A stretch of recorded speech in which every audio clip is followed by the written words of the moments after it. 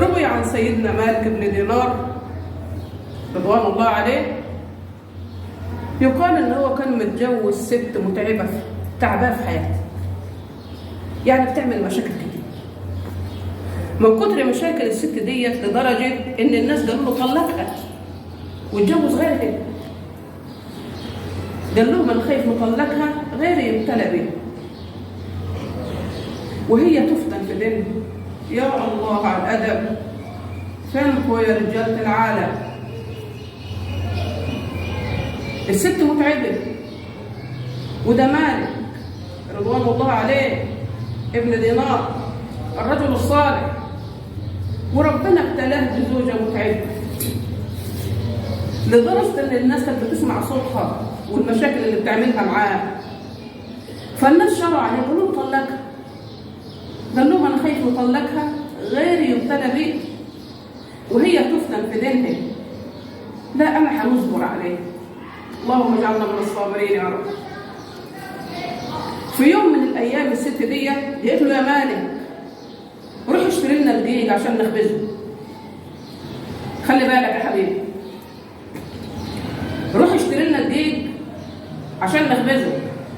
كان معاه اللي يمتلكه 6 دينار، راح واخد ال6 دينار اللي معاه وراح السوق عشان يشتري الدقيق. اداك له كيس فاضي شكاره يعني، وقال له خد الشكاره اهي وروح اشتري لنا الدقيق عشان نخبزه.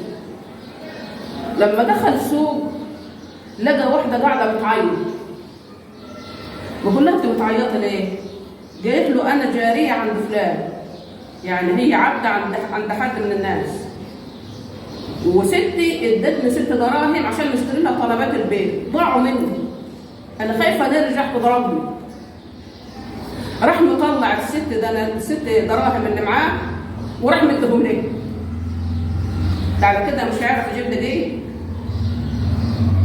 هيروح يقول لها ايه؟ بقول ورجعت. رحت دخلت المسجد، قعدت صليت الظهر والعصر. والعصر قلت بقى الحمدلله قاعد كده، رحت واخد الشكاره وماشي مروح. لقيت واحد نجار بينادى عليا بيقول له خد يا مالك يا ابن دينار. قال له ايوه يا سيدي. قال له تعالى نعبي لك الشكاره دي نشاره خشب تبقى تخبز بيها. الكلام ده يا ولاد موجود في سيره سيدنا مالك بن دينار رضوان الله عليه. تعالى نعبيها لك نشاره عشان مراتك تخبز بيه، نشاره خشب. كانوا بيولعوا بشاره الخشب زمان مش غاز زي دلوقتي.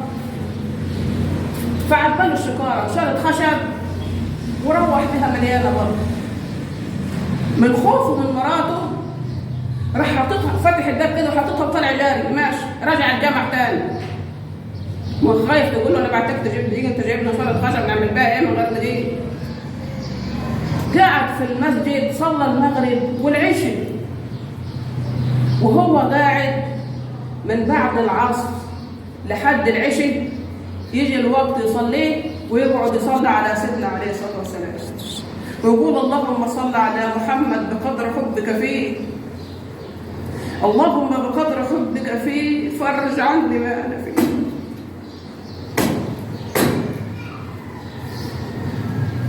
اللهم صل على محمد بقدر حبك فيه، اللهم بقدر حبك فيه فرج عني ما انا فيه. اللهم امين يا رب. والناس صلت العشاء لازم الكل يمشي. راح روح لقى فيه دخان طالع من البيت. فقال له هي مراتي شافت الدقيق وخرجت منين؟ ده انا مديلها بس شويه نشاره خشب. فروح قال لها انت بتعمل ايه؟ قالت له منخبز، ده الدقيق اللي انت جايبه ده حلو قوي بحكي لنا منه كل مره. قال لها دقيق ايه؟ قلت له اللي في الشكاره اللي انت حاططها ومشيت. دقيق؟ هو بقى في دماغه انا ما جبتش دقيق، ده انا شايب الراجل ناداني قال تعالى خد شويه من شويه الخشب دول مراتك تخبز بيه. يتحولوا دقيق ازاي؟ بقول من فرحتي ان ربنا سترها معايا واستجاب دعايا وفرج عني ما انا فيه. تنتني نبكي ونصلي لحد ما نمت. يقول فرأيت رسول الله صلى الله عليه وسلم في المنام وقال له يا مالك من سأل الله بالصلاة عليه، اللي يسأل ربنا بالصلاة عليه إلا استجيب له. خلي بالكم يا حبايبي من فضل الصلاة على سيدنا عليه الصلاة والسلام.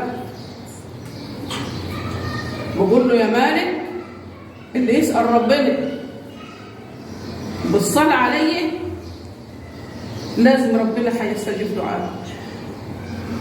علمنا عليه الصلاة والسلام إننا لما ندعو الله نصلي ونسلم الأول على رسول الله، نقول اللهم صل على محمد وعلى